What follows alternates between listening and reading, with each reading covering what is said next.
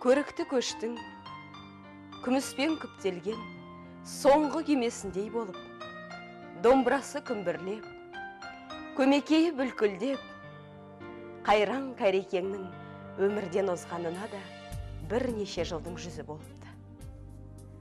Тәмам ел Ғазиз ағаны Кәрім Есмағұлұлы Ілиястегі дегеннен көрі, Қарекең деген керім сыйластыққа толы есіммен еркелеткенді, ардақтағанды тәуір көретін.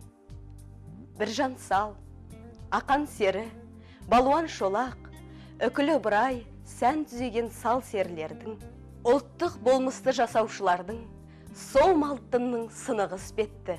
Кәрім ағаның өзі де ел жұртына еркелей жүріп, үлкен кішіні өзі де бір еркелетуден тынған емес. Армысыздар, өнер сүйер қауым. Біз Сағыныш хабарының кезекті санын, Арқаның ардағы, Кәрім Есмағұлұлы Ілиястегіне арнағалы отырмыз.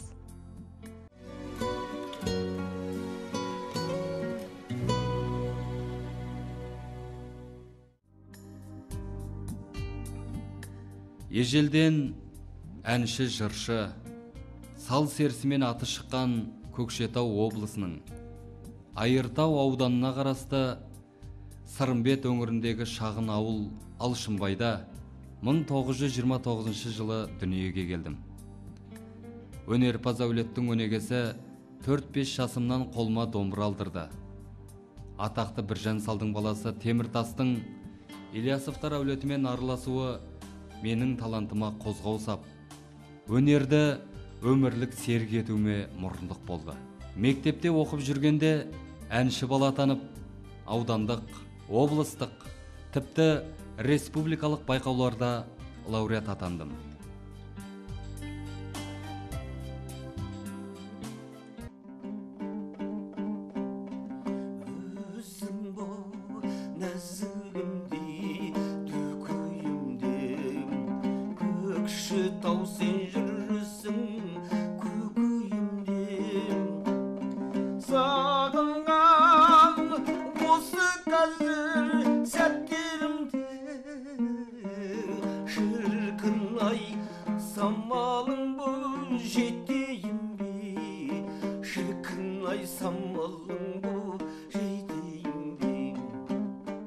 Жалпы Қарекең Батагой Тілеуқор ақсақал еді өмірде, ақ көңіл. Өте жеңіл кісі еді. Баламен де, үлкенмен де бәрімен бірдей жүретін ақ көңіл еді. Мынау үлкен жиын тойларда Қарекең сөйлейді, ән салады, сосын бата береді. Сонда сөзінің батасының бәрін түйі бола берсін, тола берсін дейтін. Ешкімге болмасын деп көрмеген кісі еді. Ол кісінің ең бір ғажап қасиеті. Қарекең бір жерге жол жүріп ауырып келеді. Машинамен ол кісіні облыстық ауруханаға алып бара жатады. Сол кезде Қарекең машинаның ішінде отырып, қош бол, көкшем, қош бол, туған жерім деп 3 рет айтыпты деп естіп, сонда біз соны естігеннен кейін өзі көп еңіреп жылап та жіберді, өзіміздің де көзімізге жас келді.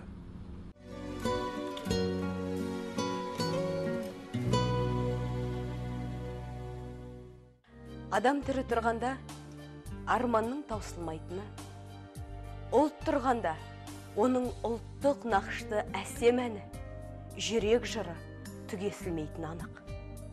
Кәрім Ілиясов сол ұлттық әнді, ұлттық сәнді жалғастырушы, өз жүрегінің үнімен жаңғыртушы, жасаушы болғаны баршаға мәлім. Арқаның атақты сал серлік дәстүрін бүгінгі күннің үрдісімен әсем ұштастыра білген Кәрім Есмағұлұлы Ілиястегінің есімін сұлу да сырбаз көкшемізде кім білмейді. Бойына дарыған киелі өнер, талғамы биік әншілік, сазгерлік, ақындық дарын.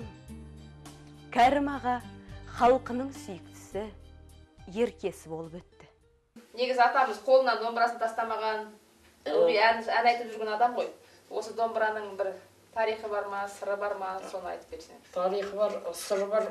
Әуелде сол домбыралар білмеймін, азғантай болды ма, жеткіліксіз болды ма. Апамыз Кәрімнің шешесі. Сол кісі бір күні жүгіріп барып, неден осы домбыраны алып келді. Осы домбыраны алып келіп, содан кейін манағы басқалармен салыстырғанда өзі әрқайсысының несі бар ғой, біреуінің күйі келеді, біреуінің күйі келмейді, әлде сондықтан ба білмеймін, көбінен музыкадан хабарым жоқ. Сосын осы домбыраны көбінесе пайдаланды. Содан кейін енді өзі кейін мына домбыраларға ауысып, мына қазақи домбыра өнері бар. Мынаны баласына арнады. Жазылып тұр екен. Алып көрейік апа. Иә, ұрпақтарына деп. Міне мына жазыпты. Шаңырақтарымда жыр желпініп, күміс күй күмбірлей, әсемән әуелей бергей әмәндәді. 83 жылы жазылыпты, 10 мамырда. Екі домбыраның қайсысын көбірек ойнаушы еді қайсында? Көбінесе мынаны ойнайды. Анасы әперген.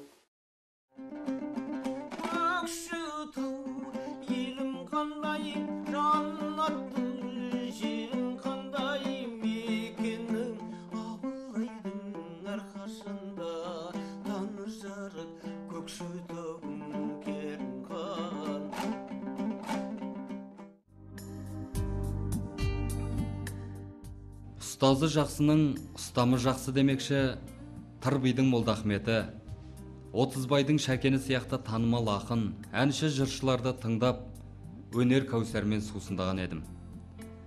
Соғыс жылдарында жұмыстан шаршап жүрген ауыл тұрғындарына домбырамен ән сап, көңілдері қаяу жандарды ән күймен жұбатушы едім.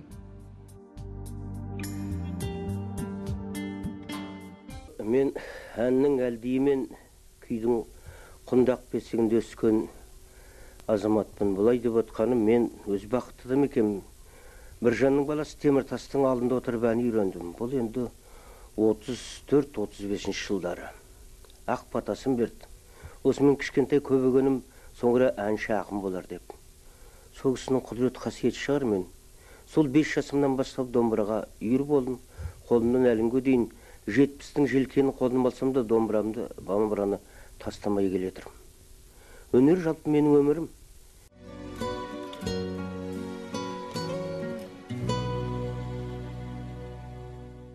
Кәрім ағаймен өмірлік қосағы Сапура жеңгей, сонау Қазақ мемлекеттік университетінде оқып жүрген кезінде, ұлы Мұхтар Әуезовтен бат алған кісілер еді.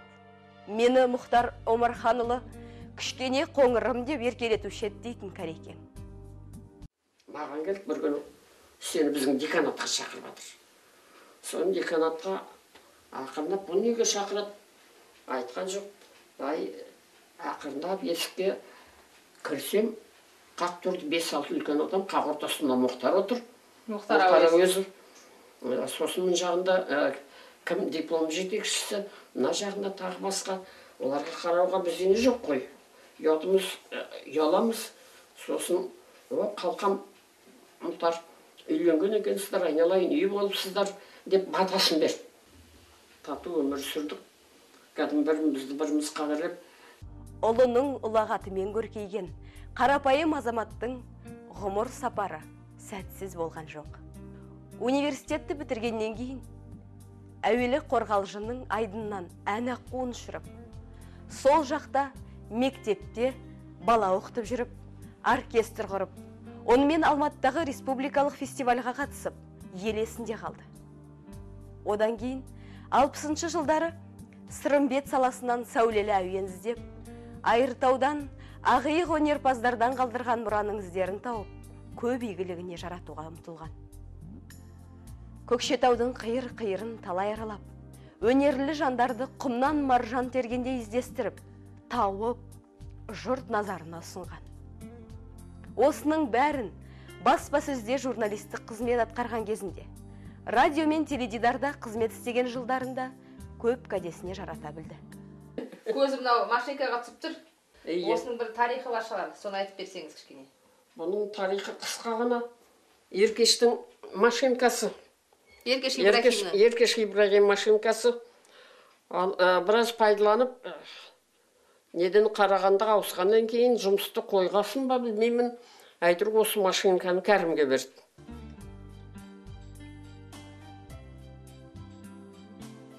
Атамыз енді кезінде облыстық радиода біраз жыл қызмет істеді, көптеген хабарлар дайындады, дауысын үнемі радиодан естіп тұратынбыз. Мынау мысалы мынау ленталардың өзі соның куәсі ғой. Иә. Мерекелерде бір сөйлейтін. Сценарийлардың барлығын атқарып, көкшетаудан сөйлеп тұрмыз деп, радиода есімізде қалды мінекей.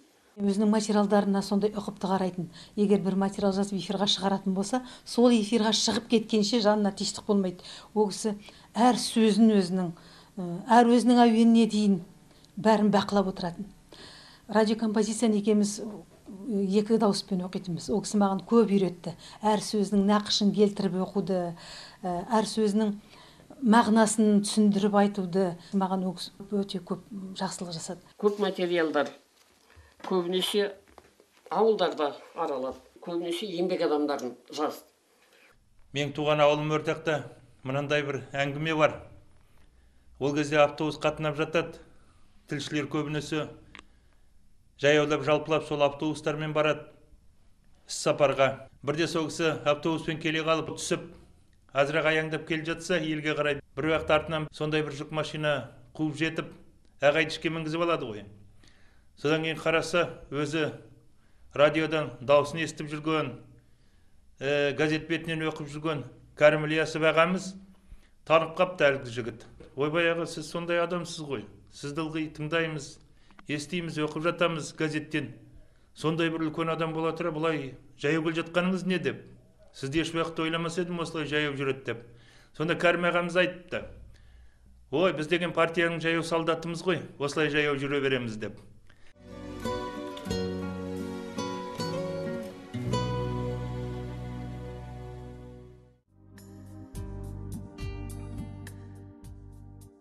Арман қанаты мені Кәкімбек Салықов, Шота Уәлиханов, Ұлан Ементаевтармен табыстырды. Достық құшақ мектепке шақырып, одан әрі Алматыға жетеледі. Казгудың тіл және әдебиет факультетінде оқып жүргенде республикалық радионың штаттан тыс әншісі боп, драма театр мен операда массовкаға қатысып, 3-4 курста хорға қосылып, атақты актерлердің қамқорлығына кенелдім. Өнерге үйірсектік, студенттік шақта қаражаттан тапшылық көрмеуіме мүмкіндік туғызды. Студент кезінде Кәрім аға Абай атындағы опера және балет театрында көпшілік сахналарына қатысып жүріп, Құрманбек, Күлаштардан үйренген ұлағатын, кейін Сәкен Сейфуллин атындағы совхоздың өнерпаздарымен Қыз жібек либреттасын қойып, бір жаңғыртты. Кәрім Ильяс тегінің ұйымдастыруымен ауыл сахнасына шыққан Қыз жібек музыкалық спектаклінде осы Елтай ауылының тұрғындары ойнаған.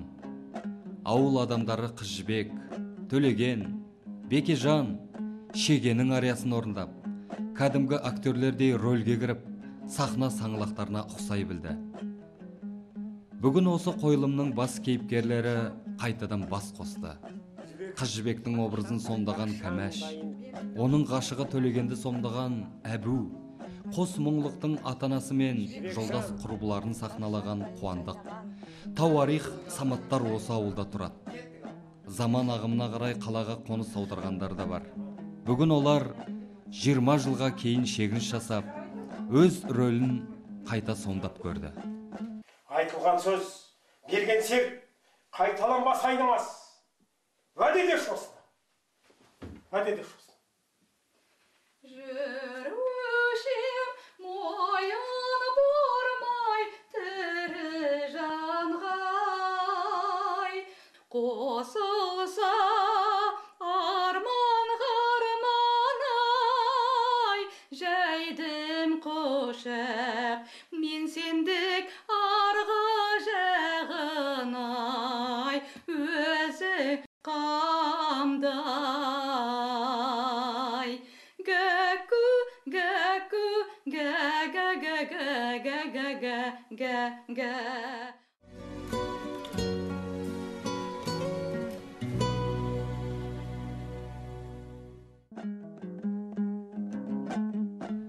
Кәрім аға қыстың қарлы бораны мен шыңылтыр аязына қарамай, жаяу жалпылап ауылға келіп жүріпті. Сондағы бар мақсаты ауыл тұрғындарынан құралған ауыл театрын құру болатын.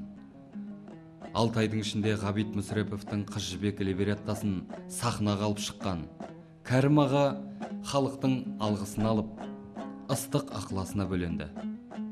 Елтай ауылында театр ашылыпты.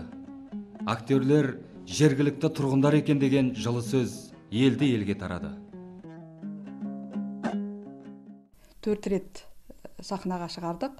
Сонда адам деген жан-жақтан келіп, ауылдардан келіп, машинамен түсіп атады. Сонда мен киініп жатқанда айтады, Қызылсая келді, Абайдан келді, Бірлестік келді деп. Сосын енді біз шықсақ, кісі деген тұнып тұрады. Алдымызда сахнада балалар отырады шулап. Сонда енді біз ойнап жатқан үндемейді бәрі. Төлеген құлап қиналып атқанда отырған аналар, тәтелер жылап отырады. Төлеген деп атап әлі де атайды. Домодыққа барғам, сонда артымнан бір жігіт айтады, ойбай, әбеке, Төлеген қалыңыз қалай дейді. Әбеке деген жоқ, Төлеген. Мен артыма қарасам, өзі басқа район, басқа облыстың жігіті, оны телевизордан көріп, соны айтып отыр екен. Менің түбім көкке жетті. Мен бар айтатыным Кәрім Ильясов атамызға рахмет деймін. Нақты режиссер болып бізге келіп осы спектакльді сондай жақсы тамаша қып, жай қарапайым адамға түсінікті қып көрсеткен кісі. Қыз жібектің рөлін ойнағанда, кәдімгі біз сырттан қарап тұрғанда өзі кәдімгі Қыз жібек сияқты ойнап тұрады. Дауысын да келтіреді, әнін де келтіреді. Ал енді Шегенің рөліне келгенде, Шегенің домбырасын ала салып, домбырамен жеңіл желпі дауысыменен кәдімгідей Қыз жібекті сипаттап бергенде Шеге болып ойнап тұрған сияқты болды. Ал менің рөлім болды Қамқаның рөлі, Төлегеннің шешесі болып ойнадым. О кезде қоштасып Төлеген менен жылаған кезде халық әлгіні тыңдап отырып өзі көздеріне жас келетін. Сондай қылып бізге ойна деп түсіндіріп берген сондай өнерлі кісі болды деймін да. Қазірде ондай өнерлі адамдар аз да аз шығар дейміз. Тек бір өкініштісі, Кәрім ағаның жақсы бастамасы қолдау таппай, әрі қарай дамымай қалып қойды. Ал елтайлықтар болса, осы тамаша уақытты еш естен шығарған емес.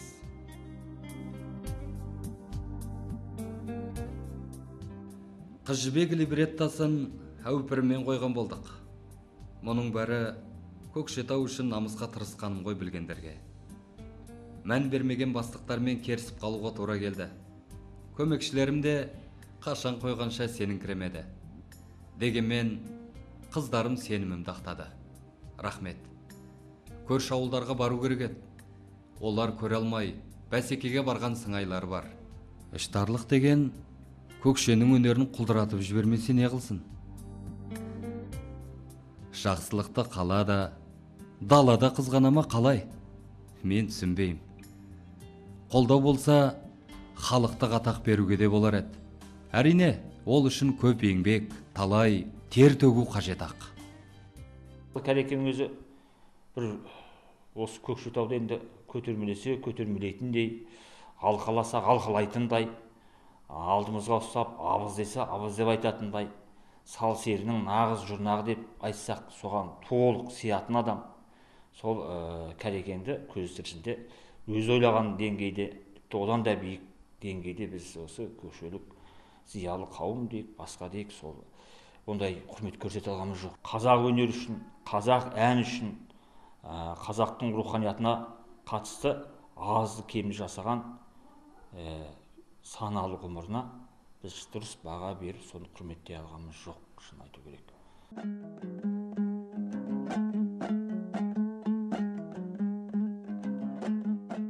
Біздің әдебиет және өнер музейінде Кәрім аға 89 жылдан бері аға ғылыми қызметкер болып жұмыс атқарған. Қор бөлімінің толықтыру жұмысында бұл кісінің еңбегі зор. Шамамен 200-ден астам мұрағат тапсырған. Бұл мұрағаттардың аз ғана бөлігі біз көрсетіп отырған көбі қорда сақтаулы.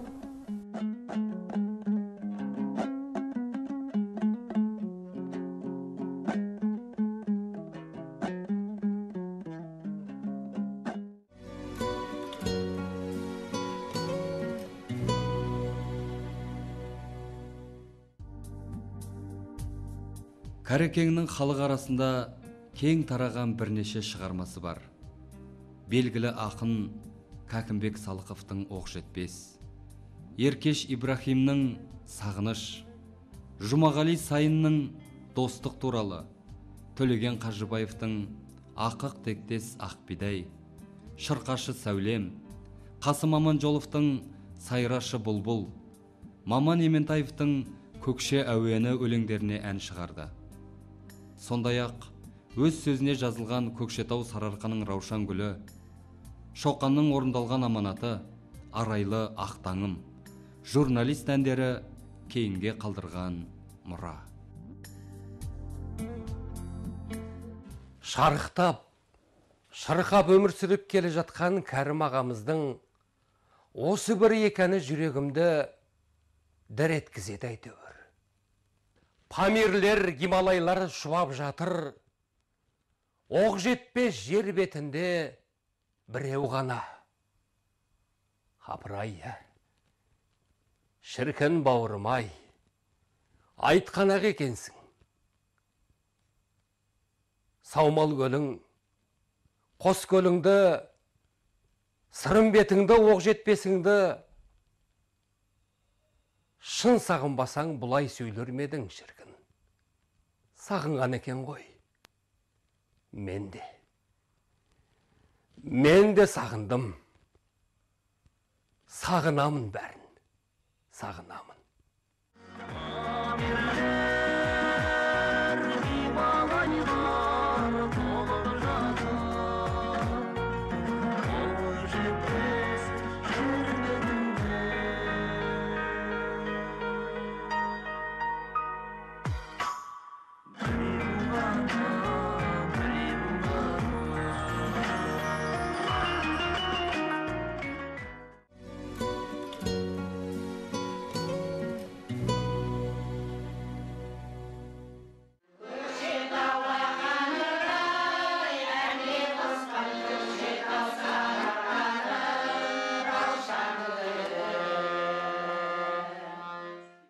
Кәрім аға өнердің шырақшысы, халықтың қатардағы қызметшісі болып өтті. Содан бақыт тапты, сонымен көркейді. Кәрекеңнің бар байлығы, әсем әні, көркем сәні, аңқылдаған ақ көңілі. Артында қалған қос перзенті, аяулы жар еді. Ардақтылын көкшесі де ардайым сағынышпен еске алады. Жақынымызды аялап, жарқын істерін жария етіп, қолымыздан келгенше құрмет тұтайық. Киелі топырақтың қасиетті перзенттері жайлы сыр шерткенше, аман, сау болыңыздар.